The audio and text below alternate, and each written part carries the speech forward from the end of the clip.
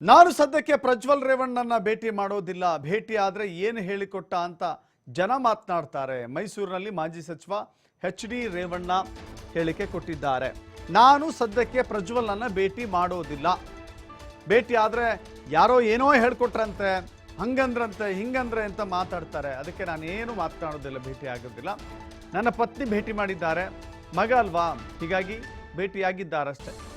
ತಾಯಿ ಮಗ ಏನು ಮಾತಾಡಿದ್ದಾರೆ ಅಂತ ನನಗೆ ಗೊತ್ತಿಲ್ಲ. ಇನ್ನು ಸೂರಜ್ ವಿಚಾರಕ್ಕೆ ಬರೋದಾದ್ರೆ, ಸೂರಜ್ ಕೂಡ ಅರೆಸ್ಟ್ ಆಗಿದ್ದಾರೆ. ಸೂರಜ್ ಒಬ್ಬ ದೈವ ಭಕ್ತ, ಬೇಗ ಹೊರಬರ್ತಾನೆ ಎನ್ನುವ ನಂಬಿಕೆ ಇದೆ. ಎಲ್ಲವೂ ಮುಗಿಯಲಿ, ಆಮೇಲೆ ಎಳೆ ಎಳೆಯಾಗಿ ನಾನು ಬಿಚ್ಚಿಡ್ತೇನೆ.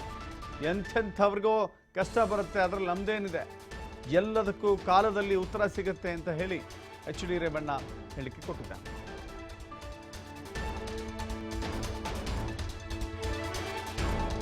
ನಾನು ಮಾತಾಡ್ರೆ ಏನೋ ಹೇಳ್ಕೊಡ್ತಾರೆ ರೇವಣ್ಣರು ಅನ್ನೋದು ಯಾಕೆ ಬೇಕಪ್ಪ? ಅದಕ್ಕೆ ಮಾತಾಡೋದೇ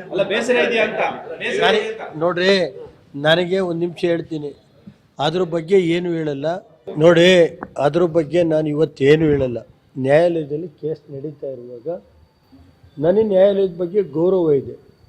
ಈಗ ನನ್ನ ಮಗ ದೈವಭಕ್ತ, ಮೊದಲನೇ ಸೂರಜ್ ಪಾಪ ಅದೊಂದು ಗೊತ್ತಿದೆ. ಆ ತಾಯಿ ರಾಜರಾಜೇಶ್ವರಿ, ಅವನಿಗೆ ಚಾಮುಂಡೇಶ್ವರಿ ದಯ ಇದೆ, ಅದರಲ್ಲಿ ಅವನು ಬರ್ತಾನೆ ಅಂತ ನನಗೆ ನಂಬಿಕೆ ಇದೆ. ಅವನಿಗೆ ಆ ಥರ ಇದು ಏನಾಗುತ್ತೆ, ರಾಜಕೀಯದ ಇರುತ್ತೀವಲ್ಲ, ಇವಕ್ಕೆಲ್ಲ ನಾವು ಎದುರದಾದರೆ ಮನೆ ಸೇರ್ಕೋಬೇಕಾಯ್ತು.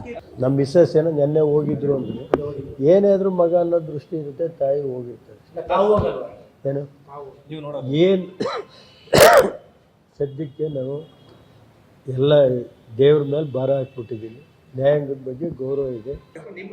ಅದನ್ನು ಈಗಲ್ಲ, ಕಾಲ ಬಂದಾಗ ಎಳೆಯ ಬಿಡಿಸ್ತೀನಿ. ಏನಿದೆ ಅನ್ನೋದನ್ನ ಇವತ್ತು ಹೇಳಲ್ಲ. ಅದು ನ್ಯಾಯಾಂಗದಲ್ಲಿ ಇರುವಾಗ ಈಗ ಮಾತಾಡೋದು ಸೂಕ್ತ ಅಲ್ಲ.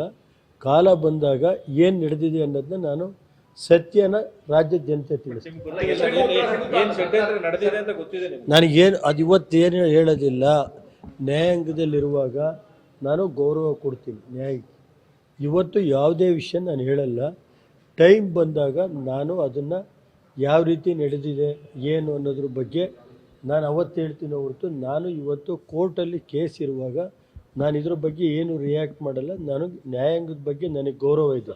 ನಾನು ಅಟ್ಲೀಸ್ಟು ದೇವೇಗೌಡರು ಕಳೆದ 1 ತಿಂಗಳಿಂದ ಏನು ನಡೀತು ಅನ್ನೋದ್ರ ಬಗ್ಗೆ ಅವರು ದೇವೇಗೌಡರು ಆ ಮಟ್ಟಕ್ಕೆ ಏನು ಸೇವೆ ಮಾಡಿದ್ರು ಅನ್ನೋದನ್ನ ಕಾಲ ಬಂದಾಗ ಹೇಳ್ತೀನಿ. ನಾನು ಮಾತಾಡ್ರೆ ಏನೋ ಹೇಳ್ಕೊಡ್ತಾರೆ ರೇವಣ್ಣರು ಅನ್ನೋದು ಯಾಕೆ ಬೇಕಪ್ಪ? ಅದಕ್ಕೆ ಮಾತಾಡ